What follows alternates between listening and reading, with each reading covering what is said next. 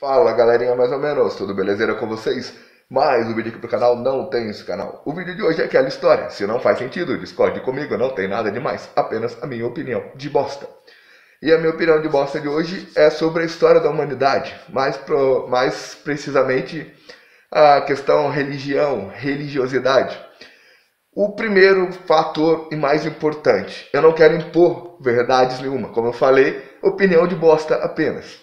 É só a minha opinião sobre a história.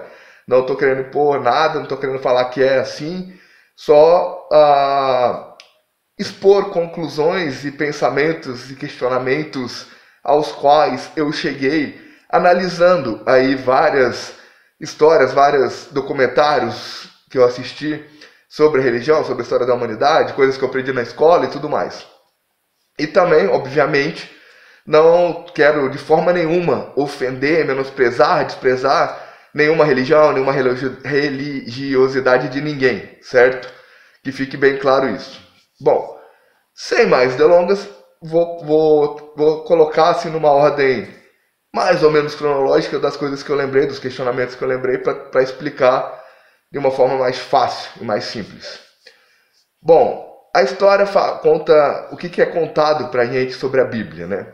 A Bíblia foi escrita no Concílio de Nicéia, esqueci o ano preciso disso, mas dizem que aproximadamente 300 anos após a morte de Cristo, né? E todo mundo, acho que todo mundo é exagero, mas várias pessoas do planeta, ao redor do planeta, conhecem a história de Jesus Cristo e tal como é contada na Bíblia, além das outras histórias. E também é conhecido, e até existem provas, documentos, objetos e esqueletos e tudo mais que mostram a história do Império Egípcio, do Império Romano, do Império que aconteceu antes do Império Egípcio, dos chamados Sumérios, que possivelmente foram a primeira civilização no sentido de civilização um pouco mais organizada, digamos assim, né? Com famílias divididas em suas casas e tal. Podemos pegar a história curta aqui do Brasil. A história do Brasil tem aproximadamente aí 500 anos. Mas a civilização mesmo tem bem menos do que isso. Porque os índios viviam nas suas tribos, tinham lá certa organização, suas hierarquias e posições dentro da tribo, né? Mas só depois mesmo, anos depois, não exatamente em 1500, quando os portugueses chegaram aqui, mas anos depois, que foi em 1887 que o Brasil deixou de ser colônia de Portugal, para começar a se tornar exatamente uma civilização mais próxima do que temos hoje, né, com as divisões de cidades, estados e as regras e leis e tudo mais. Mas, enfim, por que eu estou falando da história romana? Vamos pegar o Império Romano. Pilatos, que é um cara que está na Bíblia, era o quê?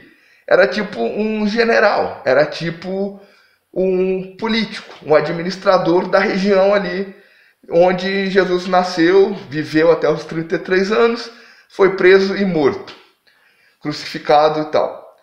Agora, por que Jesus foi preso, morto e crucificado? Se ele só falava de paz, só falava de amor, falava que todo mundo é igual, falava que existe uma outra vida, uma outra forma de vida, além do corpo físico, além desse corpo tátil, material, desse mundo material que a gente vive, né? Que é o reino de Deus, que as pessoas boas irão para lá após a morte, e as pessoas que fizerem coisas ruins, infelizmente não vão poder entrar nesse paraíso, vão acabar indo para um lugar bem pior. E sobre a reencarnação, que existem várias vidas, a vida em forma de espírito, em forma de alma, é uma só, é imortal e atemporal. A vida já existia antes do corpo e vai continuar existindo depois do corpo, tanto que depois do corpo é que a gente vai para um paraíso ou para um inferno, enfim, mas não apegando a definições dessas palavras. Aí algumas teorias dizem o quê? Que Jesus era arruaceiro, era bagunceiro, era rebelde, que por isso que ele foi preso e tal. E falam que ele sabia que ia morrer, que a missão dele era essa.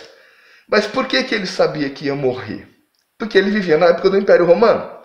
E a cultura na época do Império Romano era qual? O imperador era praticamente um deus. Muitos viam o imperador como um deus. Mas muitos outros viam o imperador apenas como um ser humano, um representante de um deus. Mas muitos outros acreditavam em outros deuses, deus Dionísio, que era deus do vinho, Afrodite, deusa do amor, e etc. E vários outros, deus Sol, e vários outros deuses e tal, inclusive vários da cultura egípcia.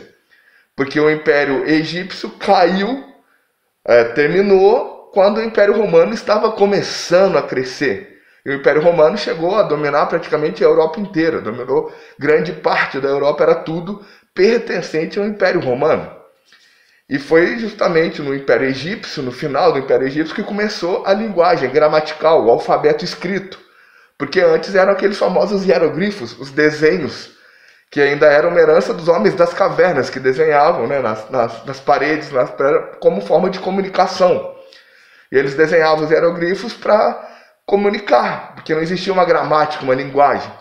Aí foi no finalzinho do Império Egípcio que começou uma gramática, uma gramática, uma linguagem e tudo mais. E aí foi se propagando no Império Romano, também foi desenvolvendo a linguagem escrita e tudo mais. E aí o que acontece? Jesus, por falar as coisas que ele falava, ele sabia que ele ia preso, porque os sumos sacerdotes falavam coisas diferentes.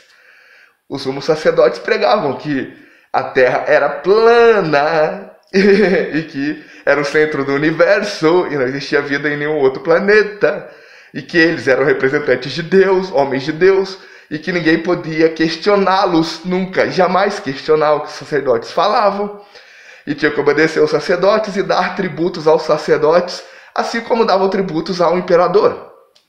Certo? Isso é história real da humanidade. Se você for estudar, for analisar, você vai chegar a essas questões, aliás. E os sumos sacerdotes tinham ali um poder paralelo, uma influência paralela, assim como os políticos que administravam as várias regiões do Império Romano em nome do senhor deles, que era quem? O imperador, dono de todas as terras.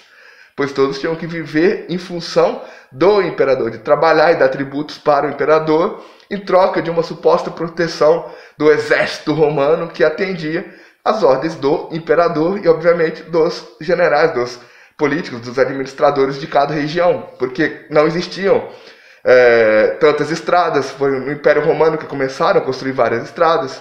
Transporte era só a cavalo, nas carruagens, carroça tal, ou a pé. Meios de comunicação era pombo-correio, ou comunicação verbal, ou os mensageiros que iam a pé de um lugar, de uma cidade a outra, de um vilarejo ao outro, ou iam a cavalo, né, de um vilarejo ao outro e tal. Ou seja, era tudo precário, era impossível. O imperador conseguia andar em todo o seu domínio. O imperador ficava na capital do império. Que, se você assistiu, por exemplo, Game of Thrones, ele retrata como uma metáfora, mais ou menos, essa questão. O rei, o imperador, fica lá em Kingsland, na capital do império. E aí manda os soldados, manda as tropas para conquistar as outras terras e faz as parcerias lá e coloca alguém para administrar as terras novas conquistadas pelo império dele. E aqueles soldados que são os derrotados nas batalhas e sobrevivem se tornam escravos, são vendidos, etc. e tal. E aí o que acontece? Jesus foi preso em nome de ser herege, pelo crime de heresia, porque ele falava o contrário do que os sacerdotes da igreja pregavam. E os sacerdotes mandaram o Pilatos prender Jesus, porque Jesus estava tirando a influência, o poder e o povo da igreja. E o povo que parou de pagar os tributos para os sacerdotes, parou de frequentar a igreja para seguir Jesus. Que não é o povo todo, que tinha uma galera que seguia Jesus e uma galera que continuava seguindo os sacerdotes. Como eu disse, as pessoas eram livres para seguir os deuses que elas queriam, os deuses que elas acreditavam. E os que tinham a bênção ali do imperador também, lógico. E aí o que aconteceu? Pilatos mandou os soldados romanos irem lá prender Jesus e tudo mais. Aí, inclusive, conversou com Jesus e teve aquele lance do lavo minhas mãos, porque ele falou que o povo que decida, querem que solte o herege ou querem que soltem o assassino, né?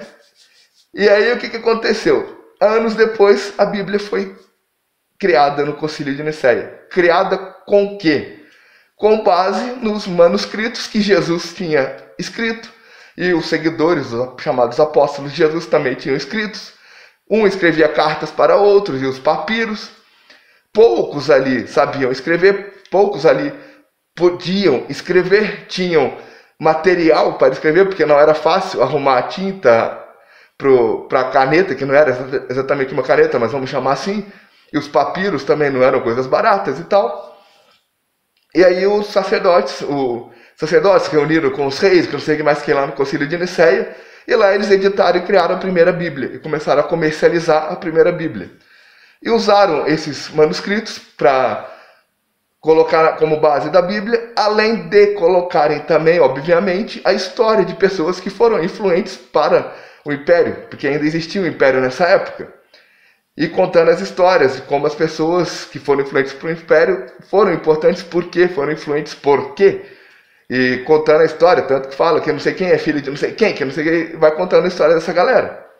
Além disso, colocaram o quê? Historinhas metafóricas, inventadas, justamente para quê? Para dominar o povo. O povo lê aquela história e sabe, opa, a gente não pode questionar o que os sacerdotes falam, a gente não pode ir contra fulano que é representante de tal Deus, porque senão tal Deus vai ficar furioso com a gente. E aí vai resolver mandar matar a gente, não sei o que, vai jogar todo o mal sobre a gente. Ou seja, conveniência, apenas conveniência. Por quê? Se existe um diabo, se existe um capeta, ele é culpado por tudo de mal que acontece. E ninguém mais é responsável pelas próprias atitudes. As pessoas ficam sem responsabilidade nenhuma pelas próprias atitudes, porque somos todos imperfeitos. E tem o capeta que nos tenta e tudo mais. Só que aí, o capeta, o maior truque do capeta, do diabo é qual? É fazer a gente acreditar que ele não existe. E quem que disse isso? As pessoas que lutam contra o capeta. As pessoas que nos protegem do capeta. E essas pessoas que nos protegem do capeta, que lutam contra o capeta, a gente não pode questioná-las. Porque se a gente questionar, nós estamos sendo influenciados pelo capeta questionando elas. É muita conveniência, não é não?